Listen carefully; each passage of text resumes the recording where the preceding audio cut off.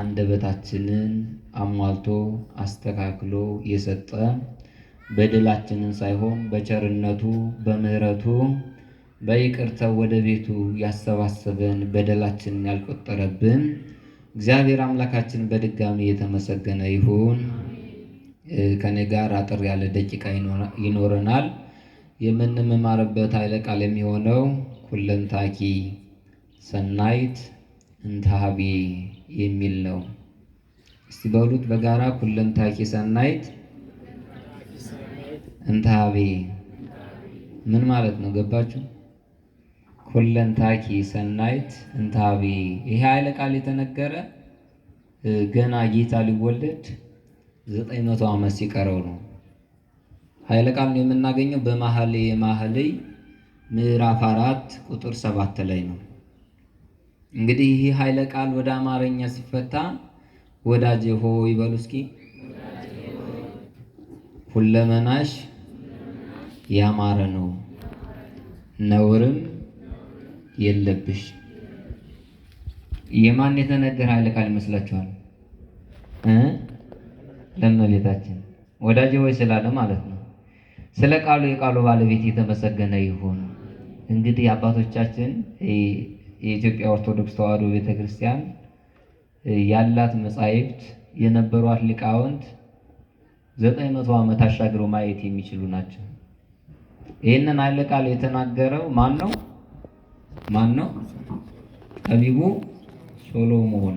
ሰሎሞን አንዳንድ በስም አጠራር ምንድን ነው የምንለው? በአካባቢ በሰፈር ምናምን ያለውን ሰው ሰለሞን እንላለን። ሰለሞን ይሄ ሌላ ነው የሚሆነው። ሰሎሞን ማለት ይሄ ሶሎሞን አይወክልም። ሰለሞን ሲል ማለት ነው ሰሎሞን ማለት መስተሳልም መስተፋቅር ማለት ነው። ሰውና እግዚአብሔር ሰው የተባለ ዳዊት እግዚአብሔርና ዳዊት ተጣልተው በታረቁበት ወራት እግዚአብሔር ከሰው ጋር ይጣላል እንዴ? ዳዊት ኃጢአት ሰርቶ ከእግዚአብሔር ርቆ ወደ እግዚአብሔር በቀረበበት ዘመን ማለት ነው። እና በዚያ ዘመን የተወለደ በ12 ዓመቱ ለንግስና የቀረበ ለመጀመሪያ ጊዜ ያቀረባቸው ጸሎት ግሩም የሚሆኑ ማለት ነው። እና ሶሎሞን የተናገረው ማለት ነው። ይህ እንግዲህ መኃልየ መኃልይ ሲባል ከምስጋና ከውዳሴ የበለጠ ምስጋና፣ ከውዳሴ የበለጠ ውዳሴ።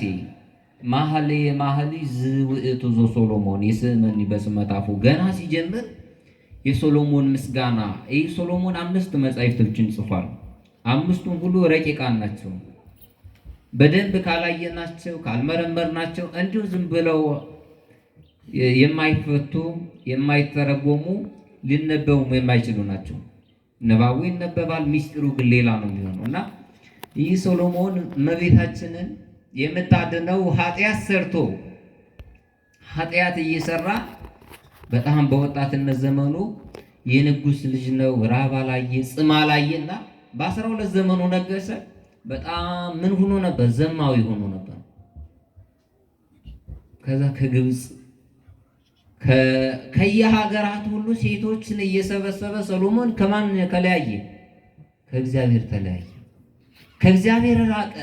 ከእግዚአብሔር እቅፍ ውስጥ ወጥቶ ሶሎሞን ወደ ሌላ ሄደ። እንደውም የፈርዖን ልጅ ፈርዖን የግብፁ ንጉሥ ልጅ ጣዖት ነው የሚያመልኩ እና ሰሎሞንን አንድ ቀን በብርሃን ለጣዖት አሰገደችው ይላሉ አባቶች።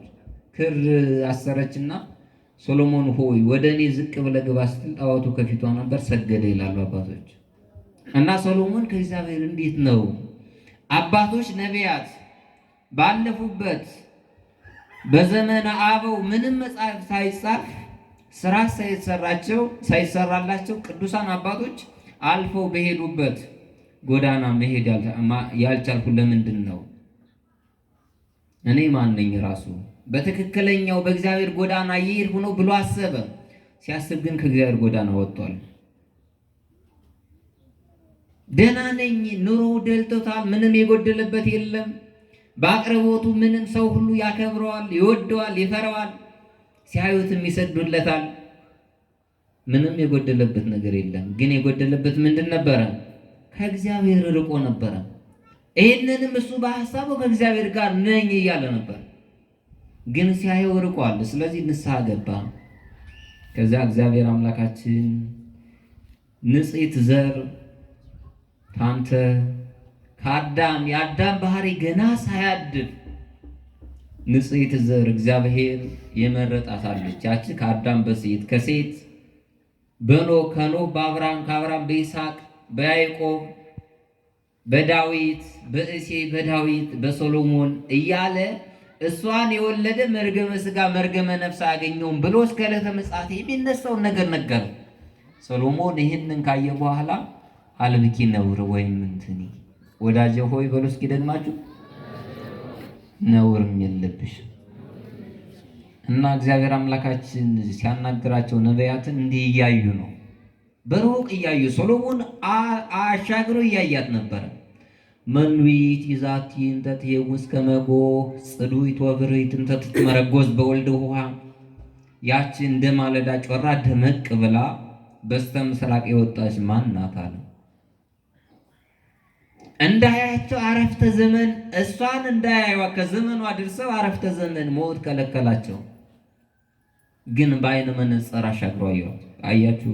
እኛ ወደ ቤቱ ስንቀር ወደ ማንነታችን ወደ ነበርንበት ስንመለስ አይደለም በአካባቢያችን ያለውን አሻግረን ማየት እንችላለን።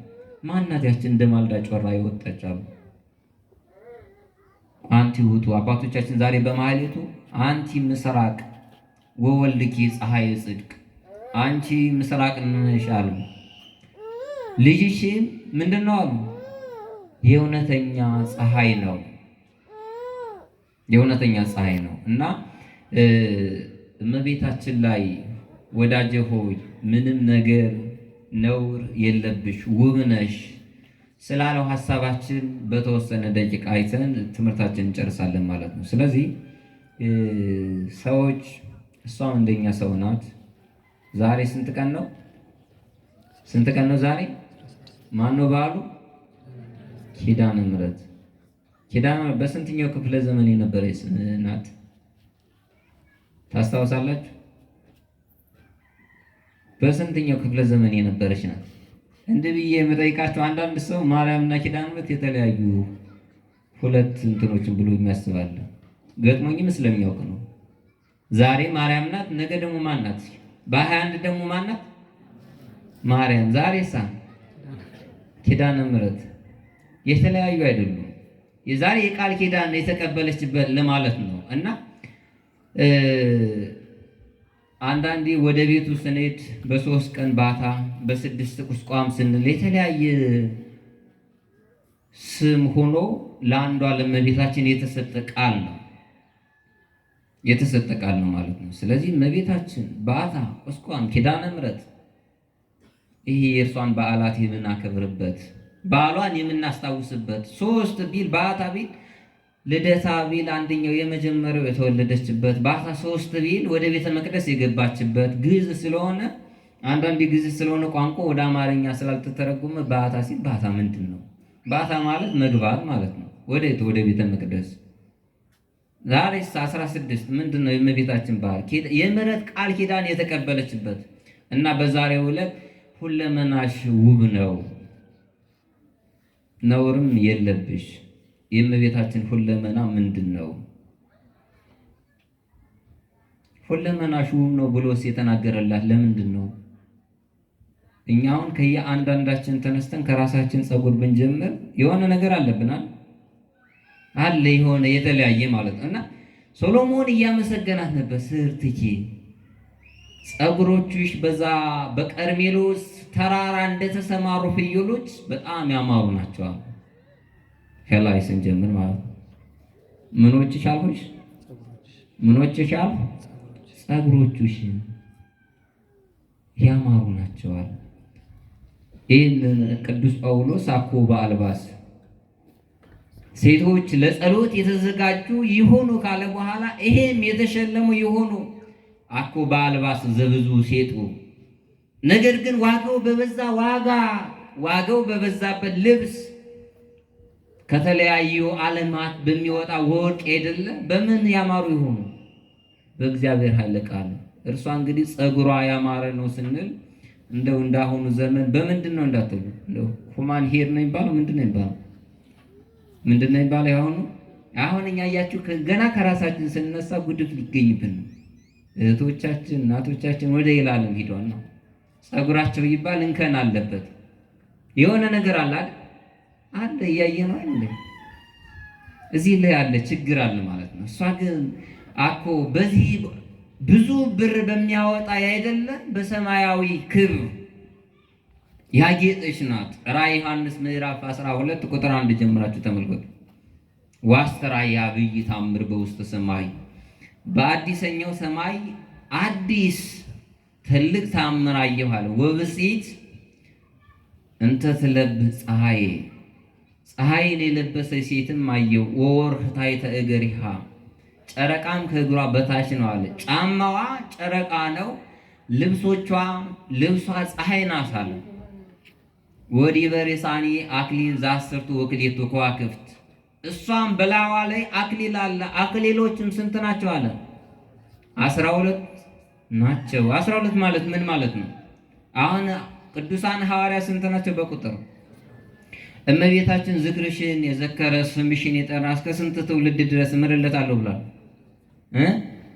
እስከ 12። አሁን እስከ 12 ሲባል እንደ ሰው ሁሉ በቃ ዛሬ እመቤታችንን ዝክርት የዘከረ እስከ 12 መደዳ የተማረለት ኃጢአት ቢሰራ የሚሰራይለት እንደዚያ ለማለት አይደለም። 12ቱ ሐዋርያት ባስተማሩበት ሀገር ሁሉ ቃል ኪዳን በገቡበት ስሟን በጠሩበት ስሟን ሰምቶ የተመለሰ በስሟ ለተማጸነ ለጸለየ ለዛ ሁሉ ዋጋ ታሰጣለች ለማለት ነው።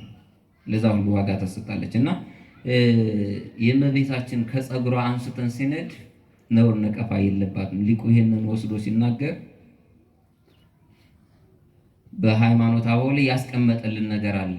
ስለ እመቤታችን ጸጉር ምን አይነት ጸጉር ነው አለ።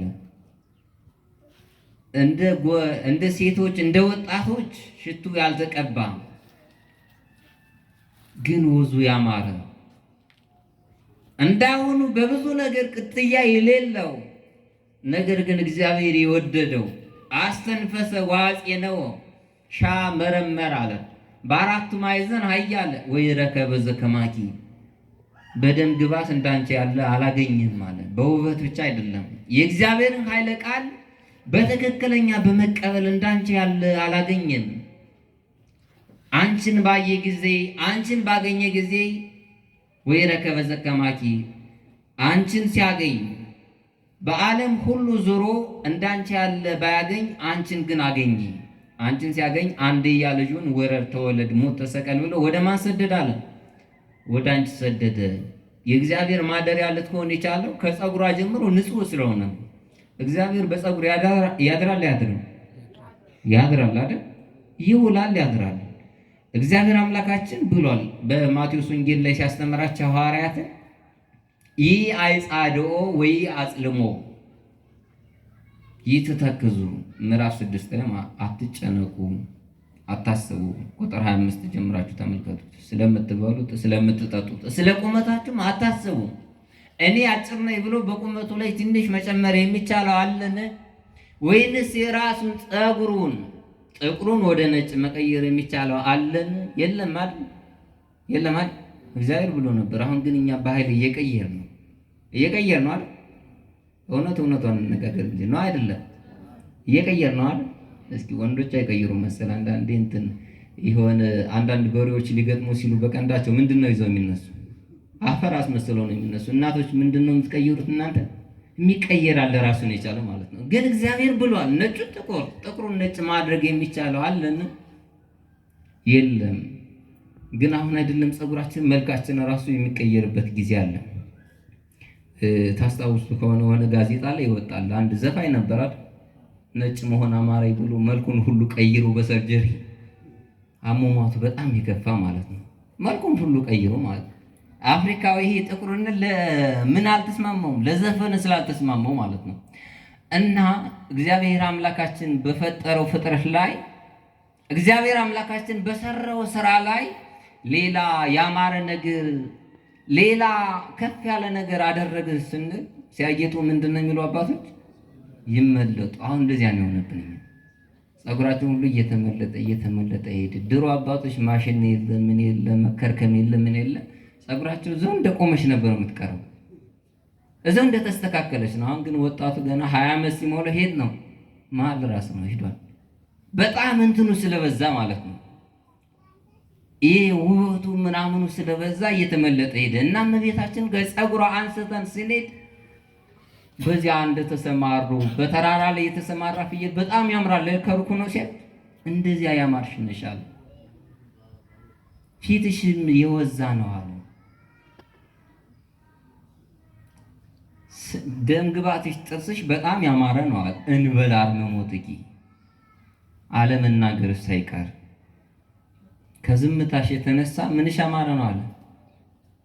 አፍሽም ጥርስሽም ያማረ ነው አለ። ሶሎሞን ነው እንደዚህ እያለ የሚያመሰግናት። በጣም ዝም ያልሽ ነሽ አለ።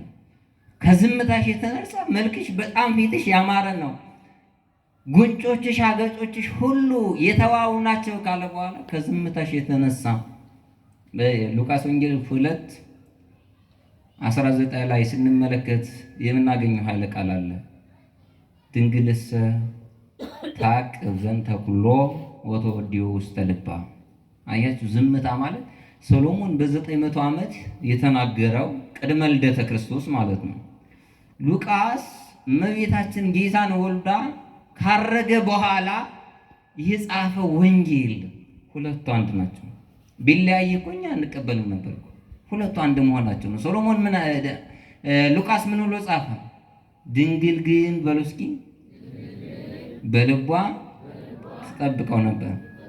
ትዘምሩታላችሁ። ይሄን ምን ማለት ነው? ችግሩ አሁን ምን ማለት ነው የሚለው ላይ ነው። ስንዘምረው የምንዘምርለት እግዚአብሔር ማን ነው? ድንግል ሆይ ስንል ድንግል የምንዘምርላት እሷ ማን ናት? እና ሁሉን ነገር እያየች እየሰማች ገብርኤል መጥቶ ገና መጀመሪያ ጊዜ አምላክ እናት ትሆኛለች ሲላት ነኝ አላለችም። ዝም አያችሁ፣ ዝምታ ከፍታን ነው የሚመርጠው ነው ማለት። በጣም አንዳንዴ በምንናገርበት ጊዜ መናገር አለብን፣ በማናገርበት ጊዜ ደግሞ አለመናገር። ካለመናገር ምንድን ይቀራል ነው ይባል? ቀኛዝማችነት ይቀራል ይባላል፣ ዝምታ ከሆነ ማለት ነው። እና እመቤታችን ድንግልሰ ታቅቦ ዘንተ ኩሉ ወተወዲዮ ውስተ ልባ። ሰሎሞን ይህንን የተናገረላት ካለመናገርሽ ከዝምታሽ የተነሳ ደምግባትሽ፣ ጥርሶችሽ፣ ከንፈሮችሽ በጣም ያማሩ ናቸው፣ የተዋቡ ናቸው። በምን? በዝምታ። ዝምታ ውበት ነው የሚባለው ለዚህ ነው። የወለደችው፣ የጸነሰችው፣ የያዘችው፣ የታቀፈችው የሁሉ ፈጣሪ እንደሆነ እያወቀች የመታወቁት ገና መጀመሪያ ሲመጣ ገብርኤል መጥቶ ሊያበስራት ሊናገራት ሲል ይህንን ሊቁ በሃይማኖት አበው ወስዶ ያነጻጽረዋል። ዛሬ የዘካርያስ የኤልሳቤጥ እረፍቷ ነው። ወደ ዘካርያስ ቤት ሲመጣ ገብርኤል ምን አለው አለ? ዘካርያስ ሆይ ጸሎት ምን ብሏል ያለው? ምን ብሏል አለ? ተሰምቷል። ስለዚህ ዘካርያስ ምንድን ነበር ያለ? ጸሎት ተሰምቷል፣ ወንድ ልጅን ትወልዳለህ፣ ሚስት ኤልሳቤጥም ትጸንሳለች ሲለው አይ ኤልሳቤጥ ሙቀት ልምላሜ ተለይቷታል፣ ይሄንን የማውቅበት የሆነ ተአምር አሳየኛለሁ። አይሁድኒ እስመ አይሁድኒ ተአምረይ ሲያሉ ዘካርያስ አይሁዳዊ ነበር። ሐዋርያ ቅዱስ ጳውሎስ በቆሮንቶስ መልእክቱ ላይ አይሁድ ተአምራትን ይሻሉ አለ። ተአምር አሳየኛለሁ እና ወደ ዘካርያስ ተልኮ የመጣው መልአክ ነው። ወደ እሷም የመጣው እስመ ያአመንከኒ ነገሬን አላምነኸኝምና ጊዜው እስኪፈጸም ድረስ ወትከውን በሃመ ምን ትሆናለህ አለው? ዲዳ ትሆናለህ። ወደ እመቤታችን ሲመጣ ምንድን ነው ያለ? አያችሁ፣ አንዳንዴ ስንናገር ክብራችንን የሚነካ ነገር ይመጣል። ዘካርያስ ያኔ ይኩንኒ ብሎ እንደ እመቤታችን ቢቀበል ዲዳ ይሆን ነበር? አይሆንም ነበረ። መልአኩ መጥቶ ገና ፈራት። እሷን እንደ ዘካርያስ እንግዲህ ዘካርያስ በቤተ መቅደስ ምንድን ነበረ? ካህን ነው፣ አገልጋይ ነው። ይገርማቸዋል ደግሞ ሊቁ ይህን ወስዶ ወይ ዘካርያስ በጣም ትገርማለህ፣ አብርሃም በ100 ምናምን ዓመቱ ሳራ በ90 ዓመቷ ልጅ ወለደ እያልክ ኦሪትን የምታስተምር ካህን አለ። ግን አንተ ተወልዳለህ ስትባል እንዴት ጨነቀሃል? የሚያስተምር ካህን እኮ ነው። ቆሞ ወዳጆቼ፣ ወገኖቼ፣ ክርስቲያኖች የተሰበሰባቸው አብርሃም በ120 ዓመቱ ሳራ በ90 ዓመቷ ምን አገኘች እያለ ነበር የሚያስተምር። ይሄ ልጅ አገኘች ይስሐቅን። ግን ወደሱ ሲመጣ ምን አለ? ታምር አሳየኛል። አብርሃም ታምር ፈለገ አልፈለገም? እና በዚህ የተነሳ አንደበቱ ተዘጋ። ይህ መልአክ ግን ያነጋገሯን፣ የዝምታዋን፣ የውበቷን ብዛት ያየ መልአክ ወደ እሷ ሲላክ ምን አለ? ምንድን ያላት? ገና መጡ። ገና ከወዲያ የምንፈራው የምናከብረው በጣም ግርማ ሞገስ ያለው ሰው ሲሆን ሰላምታችን ነው አይደል የምናስቀድም? ጤና ይስጥልን፣ አብሮ ይስጥልን፣ እንዴት ሰነበቱ? ንግግራችን እየለዘበ ይሄዳል። እየለዘበ ተፈሥሒ ፍሥሕት ጸጋን የተመላሽ ምን ይበል? ደስ ይበልሽ፣ ደስ ይበልሽ። ገና የሰማይ መልአክን አስፈራሽ። በምንድን ነው? በዝምታዋ። ሊቁ ይህን ወስዶ በጣም ተርጉሞታል። በእግዚአብሔር ፊት የሚቆመው መልአክ ወደ አንቺ ሲመጣ እንዴት ፈራ አለ። እኔ በእግዚአብሔር ፊት የምቆመው ማን ነው ብሎ ነበር? ገብርኤል ነኝ። ድንግል እንዘ ንስጢት አልባል፣ አንቺ ገና የ15 ዓመት ብላቴና ነሽ አለ። ግን የሰማይ መላእክት ስንት ሺህ ዘመን ገብርኤል ስንት ዓመት ሆኖት ነበር ከተፈጠረ? 5500 ዘመን። ከዚያም አልፎት ነበረ። ቅዱስ ገብርኤል ይህን 5500 ዘመን ሁሉ ታየው ካደረገው ታምራት እንደዚህ አይነት ታምር አላየም ነበር። ሂድና ብስራት ሲባል ተፈሥሒ ፍሥሕት ጸጋን የተመላሽ ሆይ ምን ይበልሽ? ደስ ይበልሽ። ዛሬ በቤተ ክርስቲያን የምንዘምርላት፣ ዛሬ በቤተ ክርስቲያን ይህንን ውዳሴ የምናቀርብላት ከመልአኩ የተለየ ምስጋና አይደለም፣ ከመልአኩ የተለየ ውዳሴ አይደለም። ውዳሴው ከመልአኩ ጋር የተያያዘ ጸጋን የተመላሽ ሆይ። አሁን እኮ ወመላ መንፈስ ቅዱስ ላይ ለኤልሳቤጥ፣ በኤልሳቤጥ መንፈስ ቅዱስ ምን አለባት ነው የሚል መላባት። ጸጋን ግን እመቤታችን ቅድመ ዓለም እመቤታችን በኤልሳቤጥ ጸጋ የተመላባት ምን ስታረግ ነው? እመቤታችን ወደ ኤልሳቤጥ ስትሄድ ነው። እመቤታችን ግን ገና አዳም ሳይፈጠር፣ አዳም ከተፈጠረ በኋላ ሐና እናቷ ሳትፈጠር ምንድን ነበረች? ጸጋን የመላባት ነበረች። ገብርኤል ሲመጣ የለም ጸጋ የተሞላባት እመቤታችን። አሁን ብዙ ጊዜ የሚነገር ኃይለ ቃል አለ። መንፈስ ቅዱስ አቀባም ከርሰማ።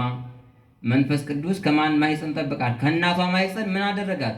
ጠበቃት ይላል። እናት የተባለች ማናት ይላሉ ሊቃውንት አባቶቻችን? ሐና አይደለችም።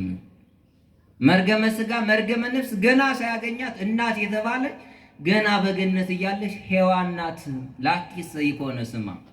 ሔዋን ማለት የብዙዎች እናት ነበረ አለ ስሙ አባ ጊዮርጊስ ዘጋስጫ። ይሄ ግን አልሆነም ማለት የብዙዎች እናት ሳይሆን የምኖች እናት ሆነች አለ። የሙታን እናት እመ ሕያዋን። ሕያዋን ማለት የሕያዋን እናቶች ማለት ነበረ። ግን ምክንያተ ሞት የሚሆን ማንን ወለደች አለ? ማንን ወለደች አለ? አቤልን ወለደች፣ የሞት መጀመሪያ የሆነውን። ድንግል ግን አለ በቃሏ የገብርኤልን ቃል በጆሮዋ ሰምታ ማንን ወለደች አለ? የሕይወት ምክንያት የሚሆን ማንን ወለደች? ኢየሱስ ክርስቶስን ነው። እያነጻጸረ ይሄዳል ማለት ነው። ድንግል ሔዋን በገነት ምንም ኃጢአት በሌለበት ምንም ሞት በሌለበት በገነት ማንን ሰማች አለ? ማንን ሰማች? ዲያብሎስን ሰማች አለ። ኃጢአት በሰፈነበት ኃጢአት በበዛበት ምንም እንኳን የእግዚአብሔር ባሪያዎች ተብለን በማንጠራበት ወራት ስማችን ተለውጦ ወደ ዲያብሎስ ባርነት በምንጠራበት ወራት በዚያ ወራት እመቤታችን ማንን አነጋገረች? ቅዱስ ገብርኤልን። ያችን ተነጋግራ ለዓለም ሁሉ ሞትን ፈጠረች አለ። ለዓለም ሁሉ ሞትን አመጣች አለ። ከዲያብሎስ ጋር ድንግል ሔዋን ተነጋግራ ምንድን ያደረገች? ለአዳምም ለሷ ምን እንዲሆን? ሞት። እስከ 5000 ዘመን ድረስ ቢለምኑ ቢጸልዩ ቢያለቅሱ ቢያነቡ ምን እንዲያደርጉ ሆነ? ጸሎታቸው እንዳይሰማ ጽድቃቸው እንደ ጽድቅ እንዳይቆጠር ማን አደረገው? ሔዋን አደረገችው ይላል። ስለዚህ ሔዋን ማለት ምን ማለት ነው? የሔዋኖች እናት ማለት ነበረ። ይሄንን ለእሷ ግን ስም ሆኖ ቀረባታል። አላደረገችውም ማለት የሔዋን እናት ማን ሆነች አለ? ድንግል ሆነች አለ። እመቤታችን ሆነች እና እንደዚህ እያለ ሊቁ ያመሰግናታል። ሊቁ ያመሰግናታል። ስለዚህ ያ ወደ ዘካርያስ የተላከው መልአክ መጥቶ የፈራላት የሰገደላት፣ ይገርማቸዋል። የጠየቀችው ጥያቄ ራሱ ግሩም ጥያቄ ነበር እና እመቤታችን ነውር ነቀፋ የለባትም ስንል አንዱ ይሄ ነው። ስትኖር ገና ሳትፈጠር ንጽሕት ናት። ከተፈጠረች በኋላ ከሐና ማኅፀን ስትወጣ ወዴት ነው ሄደችው? በ3 ዓመቷ ወደ ቤተ መቅደስ ገባች። አኮ በቤተ መቅደስም ስታድጊ አኮ ወራዙት ስፉጣን ዘናዘዙኪ ያ ጎረምሶቹ ሴቶቹ ድግ ሲሉ ማንም ያጫወታቸው? ማንም ይፈልጋቸው? ሴቶች እንዳትሉ ትልቅ ወንዶች ይፈልጓቸዋል አይደል? እንደዚህ አይደለም። ያንቺ ግና አኩ ወራዙ ስፉጣን ዘናዘዙኪ አባ ሕርያቆስ በቅዳሴው እነዚያ አንገታቸውን በመብል ያደነደኑ ጎረምሶች ያረጋጉሽ አይደለም። አላ ምን አለ? መላእክት ሰማይ ሐወጹኪ የሰማይ መላእክት ምን እያሉ ንዕድ ነሽ ክብርት ነሽ እያሉ ዘመሩልሽ። ይችን ነው እኛ የምናመሰግናት። ዛሬ በዓሏን የምናከብርላት እኛ አይደለም ነፍስ ስጋ የሌላቸው በመንፈስ የሚሄዱ ረቂቃን የሆኑ መላእክት የማይዳሰሱ የማይጨበጡ ዓይናችንን ከፍተን እስክንገልጥ ድረስ ሰማይ ደርሰው ወደ ምድር መምጣት የሚቻላቸው ለማን ሰገዱላት? ለማርያም ሰገዱ። ማርያምን አመሰገኑ።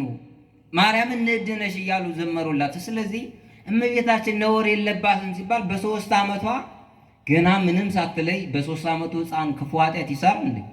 አይሰራም። እንደ ፍትሐ ነገሥትም ከ7 ዓመት በኋላ ነው ሰው ኃጢአት ቢሰራ ይቆጠርበታል የሚባል። ከስንት ዓመት በኋላ?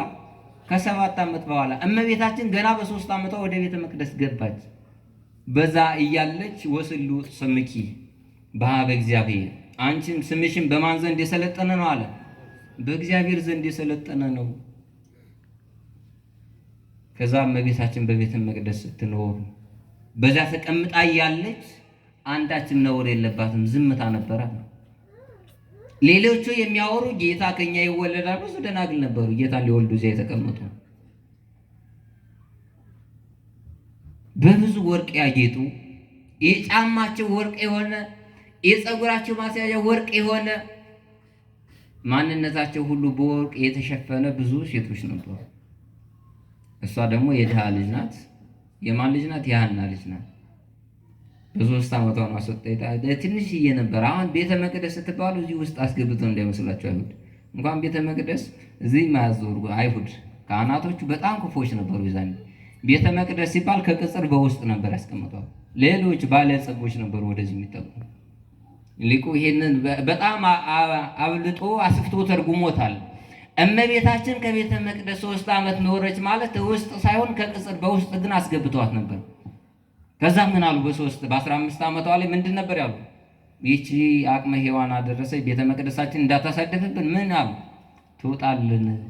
ሰሎሞን ያነበበውን አላወቃችሁም። ለዚህ ነው ጌታ ጸሐፍት ፈሪሳውያን መጠው ሰዱቃውያን መጠው ሲጠይቁት በሰማይ የሚያገቧት ማን ነው ሲላቸው ምንድን ነበር ያላቸው? ስትክሙ በየአእምሮ መጻሕፍት፣ መጽሐፍ ባለማወቃችሁ ምን አላችሁ? ሳታችሁን፣ ተሳሳታችሁን። አሁን እኮ ሰሎሞን ተጽፏል መጽሐፉ ነውር እንደሌለባት ነቀፋ እንደሌለባት በሐልዮ በነቢብ በገቢር እንደማይገኝባት መጽሐፍ ተጽፏል። መጽሐፍ ባለማወቃቸው አይሁድ ተሳሳቱ ያኔ። በእሷ ግን ወዳጄ ውብ ነሽ፣ ሁለመናሽ ያማረ ነው፣ ነውርም የለብሽ ነበር የተባለች እና ከዛ አስተዳደጓ ይሄንን የመሰለ ነው እና በልቧ እየያዘች መልአኩ የመገባትን ምግብ አባ ሕርያቆስ ኦ ድንግል አኮ ህብስት ምድራዊ ዘተሴሰይኪ፣ ድንግል ምድራዊ ምግብ የበላሽ የጠጣሽ አይደለሽም ማለት በምድራዊ ምግብ ብቻ የምትኖሪ አይደለሽም። መልአኩ ቅዱስ ራኤል ሌሎችም መላእክት እየመጡ የሚጎበኙሽ ድንግል አንቺ ነሽ። ይህንን ግን እመቤታችን ዛሬ እኮ መልአኩ መገበኛ አትላችሁም ነበር? ዛሬ ያመጣልኝ እንዴት አይነት ህብስት ሰማያዊ፣ እንዴት አይነት ጽዋ ሰማያዊ ጠጣሁ አላለችም። ዝም ነበር ያለች። ዝም ነው። እንደሚገርማችሁ እመቤታችን በዛ በምትኖርበት ወራት አግለዋት የሚኖሩ ሰዎች፣ ሲዘባበቱባት የሚኖሩ ሰዎች በዛ አካባቢ ነበሩ። ይህች ማትናገር ዝምታ የሆነች እንደው ለዮሴፍም ታጭታ ወደ ዮሴፍ ቤት ሄዳ መጽሐፍ ተውበቶ ለዘያነብብ ለማያነብ ሰው ምን ተሰጠዋል? መጽሐፍ ተሰጠው። ይሄ መጽሐፍ ቢሆን ዮሴፍ እንደዚህ መጽሐፍ ዝም ብለው ያዛታል። ሲያያት ዮሴፍ ወደ ንግድ ወጥቶ ሲመጣ ምን ብላለች? ጸንሳ አገኛት አይደል? መኑ ቀረጽ አክናፍ በድንግልናኪ ወይም እነ መኑ ጸነስኪ፣ አንቺ ከማን ጸነሽ? ማን ነው ድንግልናሽን ያበላሽ አላት። መንፈስ ቅዱስ። ከማን አለችው?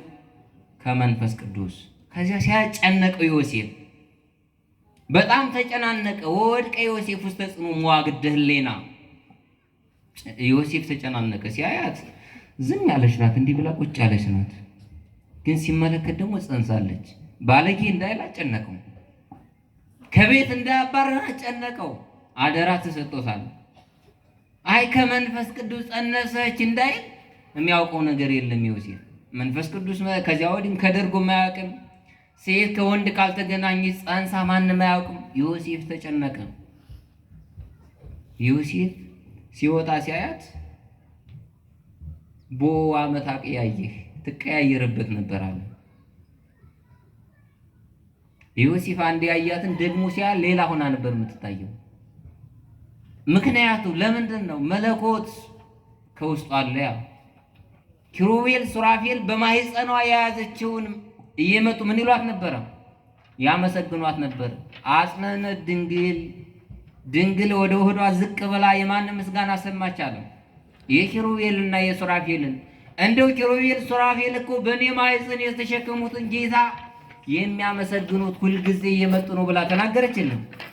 ዝም አለች። እመቤታችን ዝም አለች። እና ሁለመናዋ ያማረ ነው ስንል በነቢብ በገቢር በሐልዮ ይህንን በመሳሰለ ሁሉ በእመቤታችን የማይገኝ ስለሆነ በአፄ ነው በማሽተት ይህንን የመሳሰለ በዚህ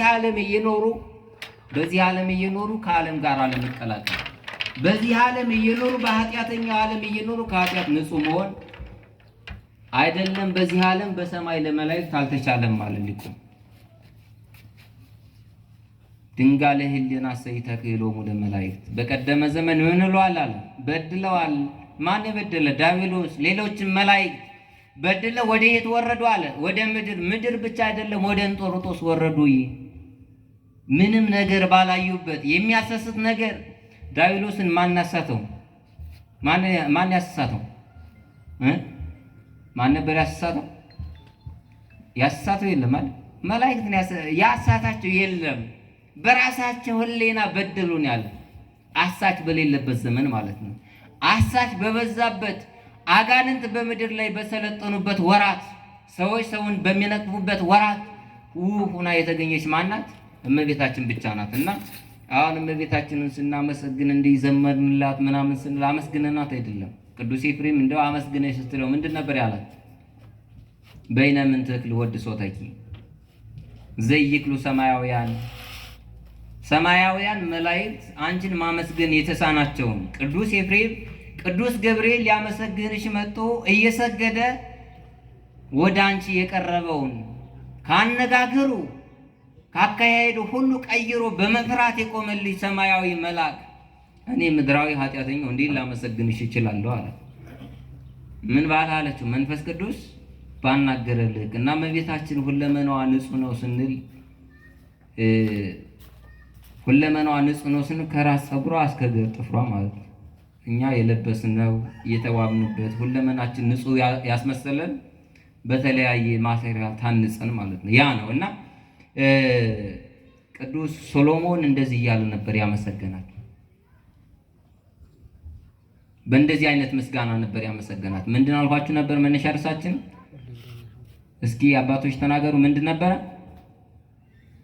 ወዳጄ ሆይ በሉ እስኪ ነውርም የለብሽ ሁለመናሽም ንጹህ ነው።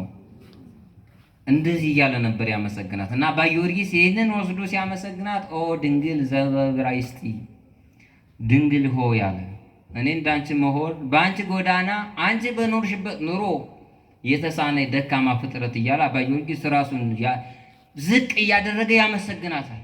ረሴኒ ከመ እኩን ክርስቲያን ወከመ እሰመይ ክርስቲያን ወከመ አል በፍኖተ ክርስቲያን ድንግል ሆይ ያለ ክርስቲያን ሆን ዘንድ ክርስቲያን እባል ዘንድ ከክርስቲያን ጋራ ህብረት ይኖረኝ ዘንድ አንቺ በወለድሽው ከልጅሽ ጋራ ማንነት አንድነት ይኖረኝ ዘንድ ድንግል ሆይ አብቂኝ እያለ ያመሰግናታል ማለት ነው። እና በእመቤታችን ላይ ነውር ነቀፋ የለባትም ስንል ከአንደበታችን እያወጣን አይደለም የምንናገረው፣ ከመጻሕፍት ስለተናገሩላት መጽሐፍ ቅዱስ ስለመሰከረላት ነው። ስለዚህ በዛሬው ዕለት የምናከብረው በዓላችንን አሁን እንደዚህ ያደረገች እመቤታችን ታምራት አደረገች። ይሄ ለቅዱሳንም የሚቻል ነው፣ ለሌሎች ጻድቃንም የሚቻል ነው።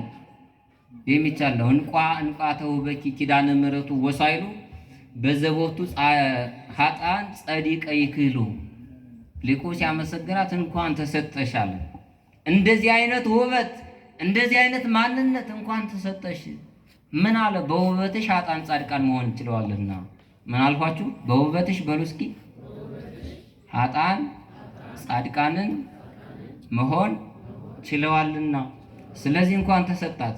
ለእመቤታችን እንደዚህ አይነት ጸጋ ነበር የተሰጣት እና የሰማይ መልአክ ዝቅ ብሎ ያመሰገናትን ምሳሌ ያጣላትን አባ ሕርያቆስ በመኑ በአምሳለ መኑ አስተማስለኪ፣ ከፍ ብለን በሰማይ እንዳንመስልሽ በሰማይ የሚወጣው ፀሐይ ምን አለበት አለ? ጨለማ ይከለክለዋል። ፀሐይ ማታ ላይ ይገኛል እንዴ? አይገኝም፣ ይጠፋል አለ። ደመና ይይዘዋል አለ። ክረምትና በጋ ይፈራረቅበታል አለ። በማን እንመስልሽ አለ? ከፍ ብለን በሰማይ እንዳንመስልሽ በሰማይ ሕጸጽ አለበት አለ። ያልፋል አለ። በምድር ዝቅ ብለን እንዳንመስልሽ ምድርም እንደዚህ ሆናት አለ። ኃጢአተኞች ሰዎች የበዙባት፣ ኃጢአት የሚሰራባት የኃጢአት ከተማ መሆን ትችላለች አለ። ምሳሌ አጣንልሽ አለ። ስለዚህ የሰማይ ሁለተኛ የምድርም ሁለተኛ ተብለሽ የተነገረልሽ አንቺ ነሽ አለ። ምሳሌ የለሽም አለ። ከኪሩቤል እንዳንመስልሽ ያን ዙፋኑን የሚሸከሙ ኪሩቤላውያን ከበው ቅዱስ ቅዱስ ቅዱስ እግዚአብሔር ኢሳይያስ 6 ላይ ማለት ነው። በአመተ ሞተ ወዚያን ንጉሥ ሬክቦ ለእግዚአብሔር እንዘ የነብር ዲበ መንበሩ አብይ ወነዋሆ ኪሩቤል ሊቀውሙ አውዶ። ኦዚያን በሞተበት ዓመት እግዚአብሔርን አየሁት በዙፋኑ ላይ ቁጭ ብሎ። ኪሩቤል ምን እያሉ አለ? አንድ ክንፋቸው በሁለት ክንፋቸው ምናቸውን ሸፍነው ፊታቸውን ሸፍነው፣ በሁለት ክንፋቸው ምናቸውን እግራቸውን ሸፍነው ቅዱስ ቅዱስ እያሉ ሲያመሰግኑት፣ ያ ወደ አንቺ የመጣው በሰማይ የሚመሰገነው ከነዙፋኑ ሲመጣ አይቴኑ ተንጦላአ፣ ያ ሰባቱ የእሳት መጋረጃ ድንግል ሆ ያለ ወዴት ተዘጋጀ? እየዘመርን ነው አይደል? ይሄን በመዝሙር ጥሎት ነው ይዞት ነው የመጣው። አንቺ ገና የ15 ዓመት ብላቴና ነሽ አለ።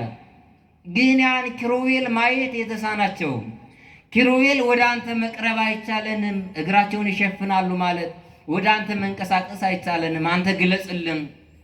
አይናቸውን ይሸፍናሉ አለ፣ አንተን ማየት አይቻለንም፣ ብቻ አንተ ግለጽልን እያሉ ከፊቱ መቆም የማይቻላቸው ጌታ ወደ አንቺ ሲመጣ ያ የእሳት መጋረጃ ወዴት ተዘጋጀ? ወዴት ተዘጋጀ? ስለዚህ ነውር የለብሽም። እውነት ነውር ስለሌለብሽ ሰባቱ መንጦላዕት ዘነደ እሳት የተዘጋጁብሽ ብቸኛ ድንግል አንቺ ነሽ እያለ ያመሰግናታል። ስለዚህ እመቤታችንን አመስግነን እኛም በስሟ ተማጽነን በስሟ ጸለየን በጌታ በሰጣት ቃል ኪዳን በምታስገባበት መሐሊተ ወልዴ ብላ በተሰጣት ቃል ኪዳን ተማጽነን እሷ ወዳለችበት ወደ መንግስተ ሰማያት ልጇ ወዳዘጋጀ ወደ መንግስተ ሰማያት እንድንገባ የአምላካችን መልካም ፈቃድ ይሆንልን። ያስተማረ የገሰጸ የመከረ የአባቶቻችን አምላክ የተመሰገነ ይሁን። ይቆይ።